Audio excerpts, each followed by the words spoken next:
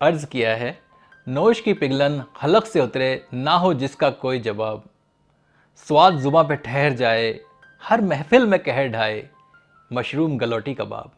शाकाहारी व्यंजनों की श्रृंखला में आज प्रस्तुत है मशरूम गलौटी कबाब।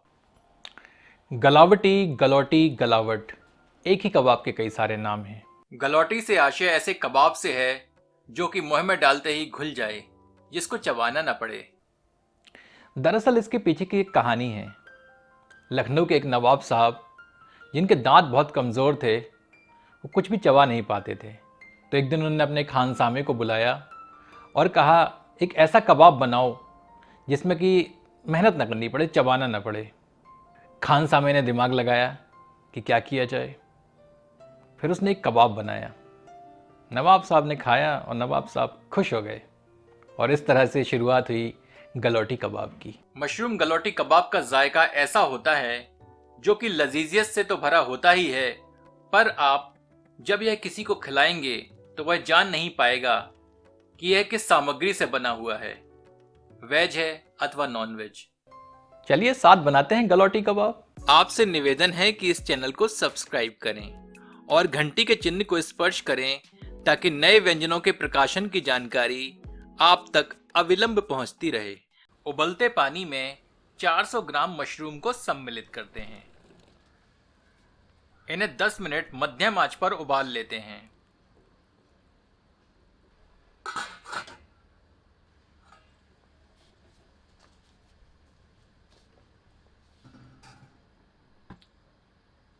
इन्हें ठंडा कर लेते हैं।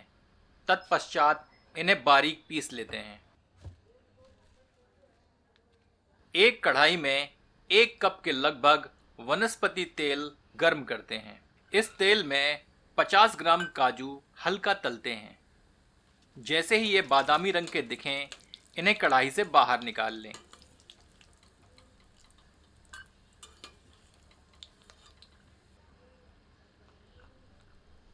अब उसी तेल में 250 ग्राम काटी गई प्याज की फांकियों को तलते हैं।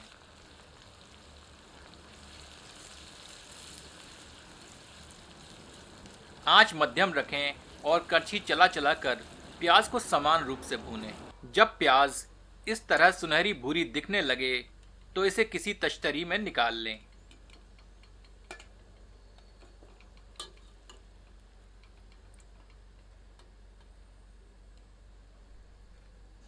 अब हमें भुने हुए काजू और प्याज को पीसना है।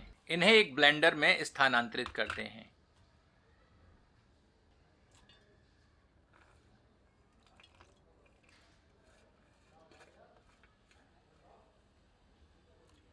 थोड़ा पानी सम्मिलित करके इन्हें बारीक पीस लेते हैं। अब पुनः उसी तेल में पीसे हुए मशरूम को सम्मिलित करते हैं। आंच मध्यम रखें। इसे गर्म तेल में अच्छे से तलते हैं और निरंतर करछी चलाते रहते हैं, ताकि यह बर्तन की तली में न चिपके।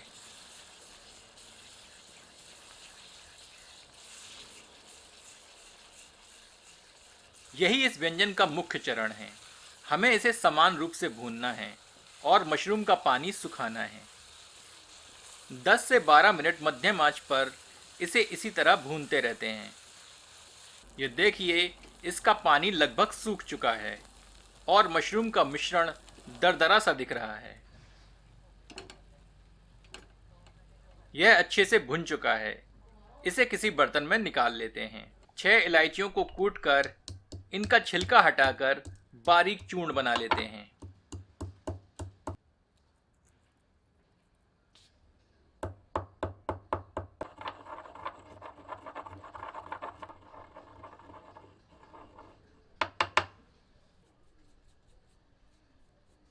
भुने हुए मशरूम में काजू और प्याज का मिश्रण सम्मिलित करते हैं।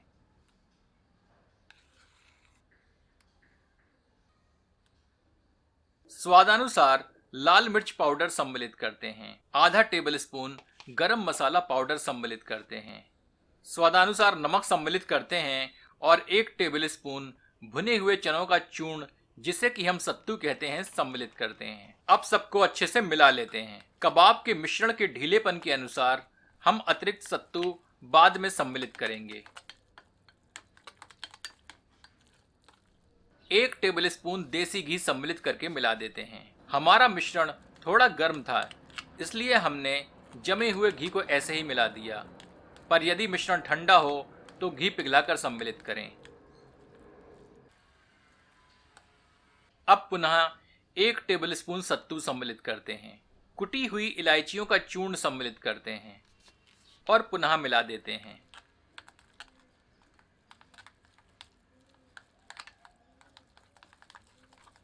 एक टीस्पून केवड़ा जल सम्मिलित करते हैं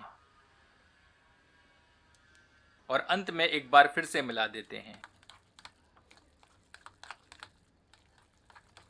यह हमारा मशरूम गलौटी कबाब का मिश्रण तैयार है।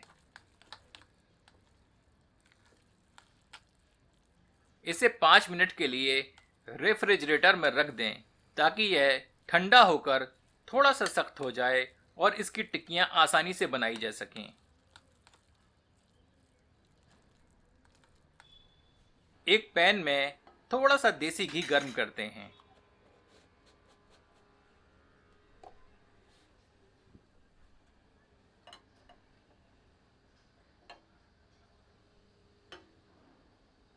थोड़ा सा कबाब का मिश्रण हथेलियों में लेकर इनकी टिक्कियां बनाते हैं।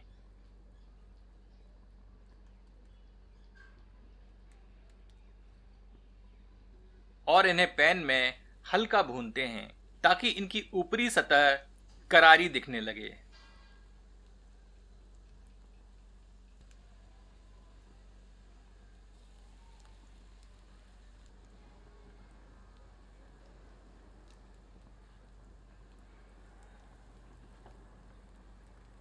तदुपरांत इन्हें पलट लेते हैं और दूसरी ओर भी भून लेते हैं।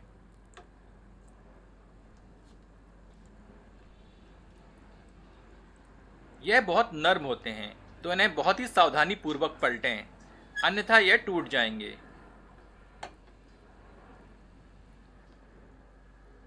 मेरा आपसे आग्रह है कि एक बार मशरूम गलौटी कबाब इस विधि से बनाकर अपना अनुभव साझा करें।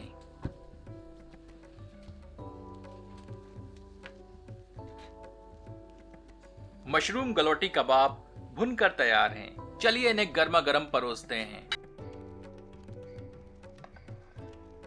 तो लुत्फ उठाइए मशरूम गलौटी कबाब अपनों के साथ।